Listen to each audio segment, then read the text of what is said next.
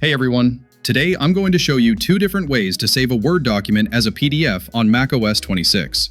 The first method uses the Save As feature in Word. After you open your Word file, look up to the top left corner and click the File menu. From the list that appears, choose Save As. When the Save window pops up, you'll see a field called File Format. Click on it and select PDF.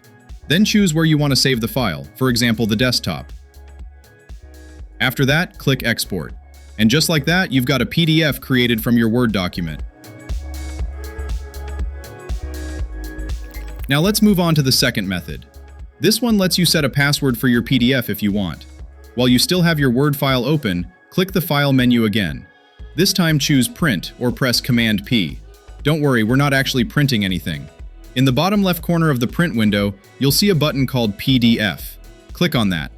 Here you can set the file name, author, subject, and keywords. If you want to add a password so other people can't open the file, click Security Options. Then check Require Password to Open Document. Enter your password twice and click OK. You can also set a password to prevent copying or printing with the two options below.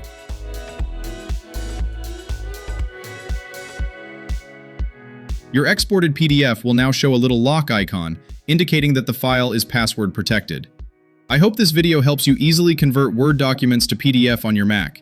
If you found it helpful, make sure to follow the Easy Tech Steps channel for more simple and clear tech tutorials. I'll see you in the next video.